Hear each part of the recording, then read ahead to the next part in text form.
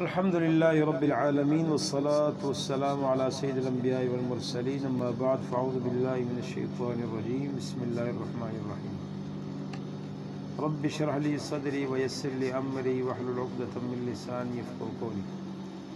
سبحانک لا علم لنا الا ما علمتنا انک انت العلیم الحکیم۔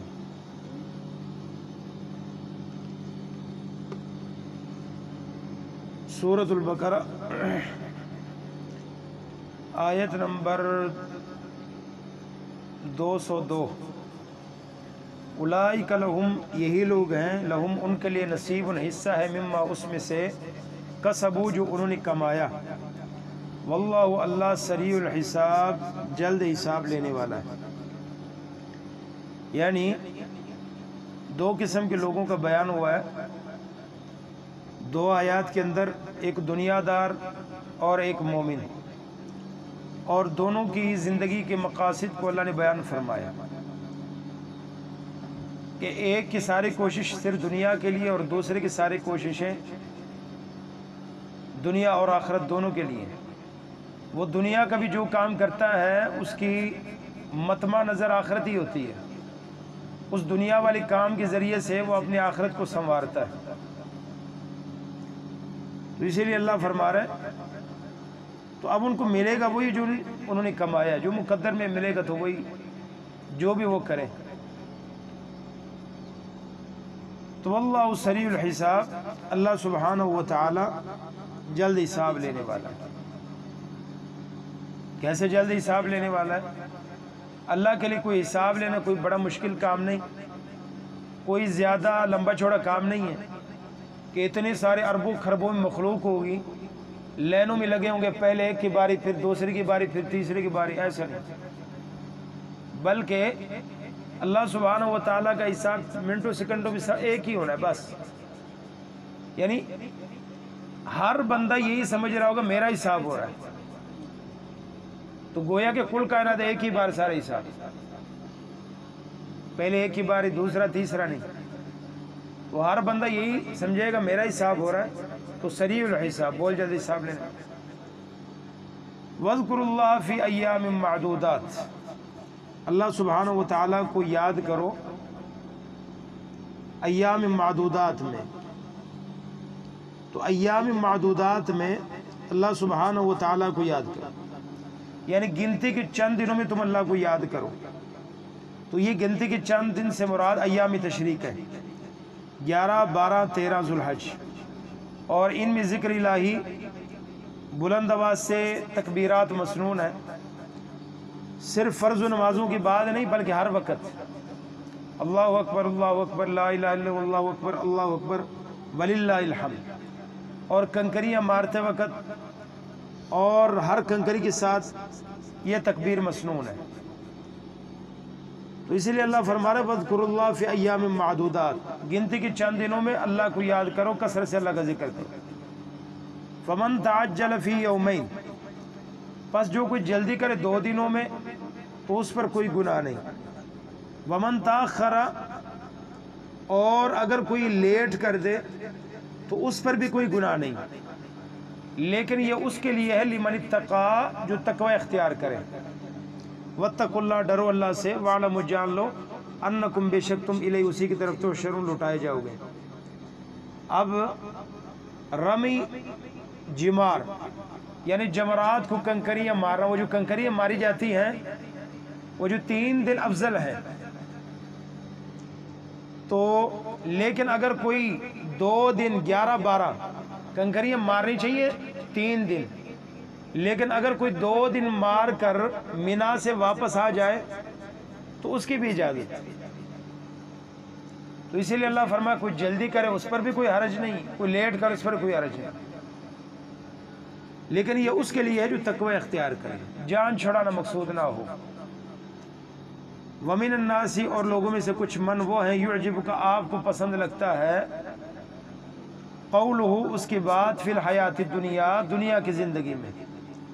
وَيُشْهِدُ اللَّهَ، اور وہ گواہ بناتا ہے اللہ کو، عَلَىٰ، اس پر، مَا فِي قَلْبِهِ، جو اس کے دل میں،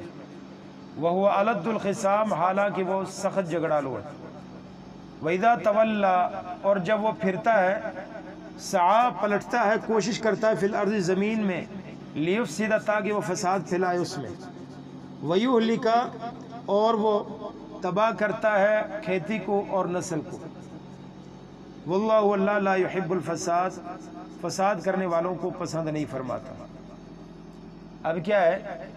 اللہ سبحانہ و تعالی نے اوپر کے 2 آیات میں 2 قسم کے لوگوں کا ذکر فرمایا تھا، ایک دنیا دار ایک دین دار۔ اب ان آیات میں اللہ سبحانہ و تعالی تیسرے لوگوں کا ذکر فرما رہے ہیں۔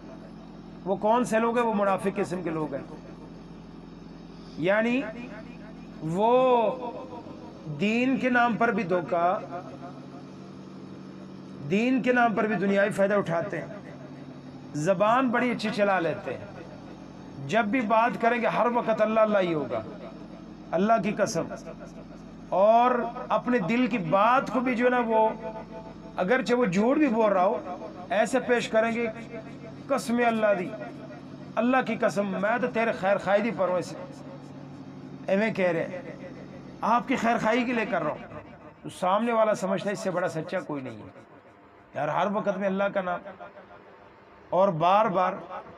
تو اللہ سبحانہ و تعالیٰ یہ دیکھ نبی علیہ السلام کو بھی اچھی لگ رہی، تو فرمایا لوگوں میں سے کچھ لوگ ایسے بھی ہیں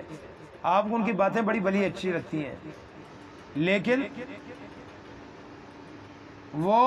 حقیقت میں خالی ہے۔ تو اس کی شان نزول میں کہا یہ جاتا ہے کہ اخنس بن شریح ایک منافق تھا، زبان بڑا چرب زبان،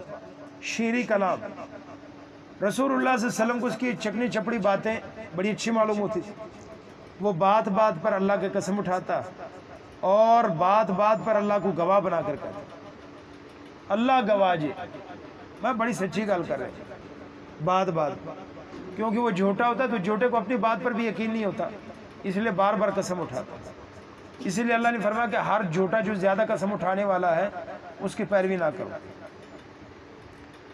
تو وہ سچا مسلمان ہے، مسلمانوں کا دلی دوست ہے، ہر بات پر وہ قسم اٹھا کر یہی کہتا تھا۔ تو اللہ تعالیٰ نے رسول اللہ صلی اللہ علیہ وسلم کو صحیح صورتحال سے مطلع کرتے ہوئے فرمایا کہ ان کی باتوں پر فریفتہ مت ہونا، یہ اوپر اوپر سے باتیں ہیں لیکن حقیقت میں الد الخصام، اس سے بڑا جھگڑالو کو نہیں جائے، سخت قسم کا جھگڑالو ہے۔ تو چنانچہ ایسے ہی ہوا، وہ اسلام سے پھر کر مکہ واپس چلا گیا، راستے میں مسلمانوں کے جو کھیت دے کے انہیں جلا دیا، جو جانور نظر آئے انہیں مار دیا۔ تو یہاں اگرچہ شان نزول پس منظر میں ایک منافق ہے، لیکن یہ صفات جس میں بھی پائی جاتی ہیں وہ سب کے سب اس میں شامل ہیں۔ تو یہاں اللہ سبحانہ و تعالیٰ نے تعارف کرایا ہے منافقین کا، کہ منافقین جو ہے نا وہ زبان سے بڑی اچھی باتیں کرتے ہیں، زبان سے ان کی باتوں سے جو ہے نا وہ بندہ بڑا کہتا ہے یار بڑا بندہ زبردست ہے، لیکن خالی اس کی باتوں میں آ کر وہ اپنے آپ پر چھرے بھی چلا لیتا ہے، اس سے دھوکہ بھی کھا لیتا ہے، اتنا اچھا بندہ اتنی بڑی زبردست باتیں کر رہا ہے لیکن حقیقت میں بھی ایسے ہوگا، لیکن حقیقت میں وہ ایسے نہیں ہوتا۔ تو اسی لیے اللہ سبحانہ و تعالیٰ نے ایسے لوگوں سے خبردار فرمائے کہ جو گفتار کے غازی ہیں کردار کے نہیں ہیں، تو ایسے لوگوں سے صرف جو زبان کی ماہر ہیں گفتار کے غازی ہیں ان کی زبان پر مت جانا۔ تو جتنے بھی آپ دیکھتے ہیں جتنے بھی فراڈی ہیں ہمیشہ وہ جو مات دیتے ہیں زبان سے ہی مات دیتے ہیں، ایسی بس ایسی پٹی پڑھاتے ہیں، بندہ کہتا اللہ بھائی واقعی یار بڑا زبردست پروگرام ہے، تو یہیں سے وہ مار کھا جاتا ہے۔ تو خالی زبان سے جو ہے نا وہ کسی کی زبان پر اعتبار بھی نہیں کرنا چاہیے، بلکہ اس کے حقیقت حال، اس کے احوال، اس کے کردار، یہ ساری چیزیں دیکھنی چاہیے۔ تو آگے مزید اللہ سبحانہ و تعالیٰ کی صفات بیان فرمائیے۔ تو اللہ سبحانہ و تعالیٰ نے یہاں منافقوں کی جو نشانیاں ہیں وہ بیان فرمائی۔ تو اللہ سبحانہ و تعالیٰ ہمیں ان سے حفاظت فرمائے۔ سبحانک اللہم و بحمدک، اشہد ان لا الہ الا انت، استغفرک و اتوب الیک۔